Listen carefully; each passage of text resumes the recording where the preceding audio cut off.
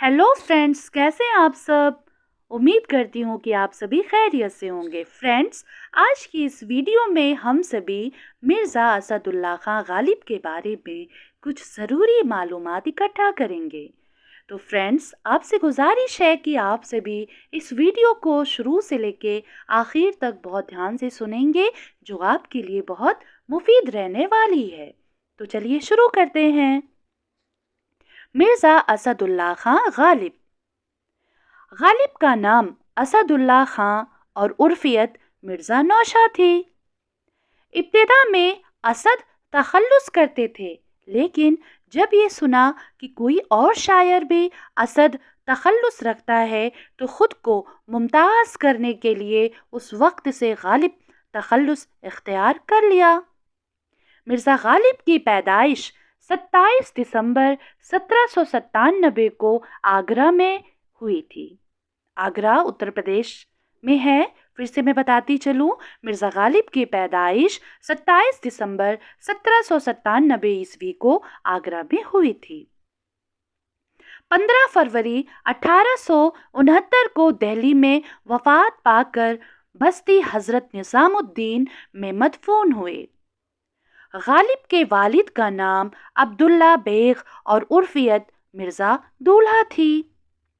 गालिब के दादा का नाम फ़ुक़ान बेग था, जो शाह आलम के ज़माने में ईरान से दिल्ली आए थे। गालिब दो भाई थे। दूसरे भाई का नाम मिर्ज़ा यूसुफ खां था।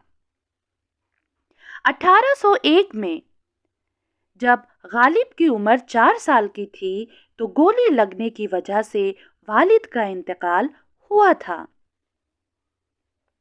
वालिदा का नाम इज़्ज़तुन निसा था। गालिब के चचा का नाम मिर्ज़ा नसरुल्लाह बेग था। चचा ने ही गालिब की परवरिश की थी। 1806 ईस्वी में जब गालिब की उम्र 9 साल थी, चचा नसरुल्लाह बेग की वफ़ात पा गए। इब्तिदाई तालीम गालिब ने शेख मुअज़्ज़िम से हासिल की। फ़ारसी ज़बान की तालीम गालिब ने अब्दुस समद से हासिल की।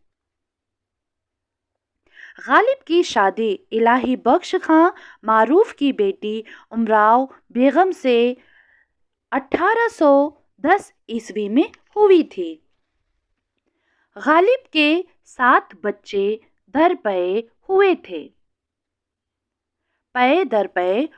थे और सातवां फौत हो गए। यानी गालिब के 7 बच्चे हुए थे और 7वां बच्चा भी फौत हो गया था। उसके बाद जब गालिब ने अपनी बीवी के भांजे ज़ैनुल आबदीन खां आरिफ के 2 बच्चों, पहले हुसैन अली खां जो छोटा लड़का था उसे गोद लिया, फिर बड़े लड़के बाकर अली को गोद ले लिया था। गालिब ने दिल्ली का सफ़र 1812 ईस्वी में किया था और तकरीबन 50 बरस दिल्ली में क़याम किया था। गालिब ने पेंशन की बहाली के लिए कलकत्ता का सफ़र 1828 में किया था और हाल ही के मुताबिक कलकत्ता में पूरे 2 बरस क़याम किया था। ये सवाल DSSB के एग्ज़ाम में पूछा गया था कि मिर्ज़ा गालिब कलकत्ता किस सिलसिले में गए थे। तो पेंशन की बहाली के लिए गए थे। और कुछ लोगों ने क़याम कलकत्ता 1 साल 9 महीने भी लिखा है। गालिब ने कोई लंबा सफ़र कलकत्ता के सिवा नहीं किया था। गालिब ने कलकत्ता के सफ़र के दौरान लखनऊ और बनारस में भी क़याम किया था। इस ज़माने में लखनऊ के फरमा रवा नसीरुद्दीन हैदर थे और नायब रोशनुद्दौला। गालिब ने लखनऊ में मार्च 1826 से लेकर जून 1827 तक करीब 15.25 महीने क़याम किया। गालिब की मुलाकात लखनऊ में मीर अनीस से हुई, जो एक मरसिया गो शायर थे। गालिब 2 मरतबा रामपुर गए थे।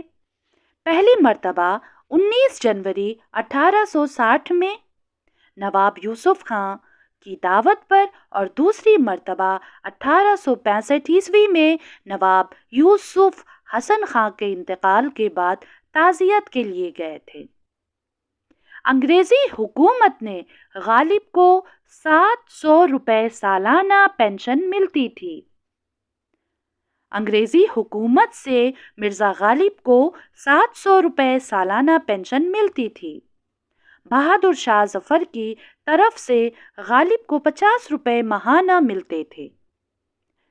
نواب رامپور کی سرکار سے غالب کو 100 روپے ماہانہ ملتے تھے۔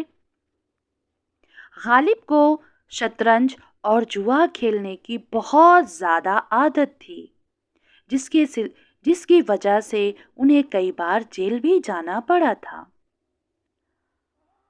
غالب قمار بازی یعنی جوا کھیلنے کے جرم میں 2 بار جیل بھی جا چکے تھے۔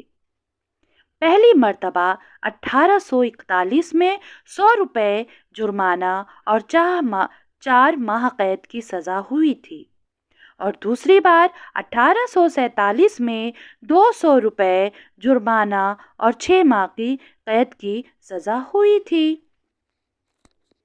غالب کے مطابق من جملہ 6 مہینے میں سے 3 مہینے غالب نے قید میں گزارے۔ غالب نے قید میں ایک فارسی ترکیب بند اپنے حسب حال لکھ کر دوستوں کو بھیجا تھا، جس نظم میں کل 7 بند اور ہر بند میں 12 اشعار ہیں۔ مرزا غالب نے کبھی پڑھنے کے لیے نہ کوئی کتاب خریدی تھی اور نہ ہی رہنے کے لیے کبھی کوئی مکان، بلکہ زندگی بھر کتاب اور مکان دونوں کرائے پر لے کر کام چلاتے رہے۔ غالب نے 11 برس کی عمر میں 1807 سے لے کے 1808 میں شاعری شروع کی تھی اور تخلص اسد اختیار کیا تھا۔ 1816 سے غالب تخلص کا باقاعدہ استعمال کرنے لگے تھے، یعنی 1816 عیسوی میں مرزا غالب نے اپنا تخلص غالب استعمال کرنا شروع کر دیا تھا، اس کے پہلے وہ اسد اختیار کرتے تھے۔ غالب نے اپنے خطوط میں لکھا ہے کہ ان کو ایک ڈومنی چاہتی تھی۔ غالب نے شاعری میں بے دل کی روش اختیار کی ہے۔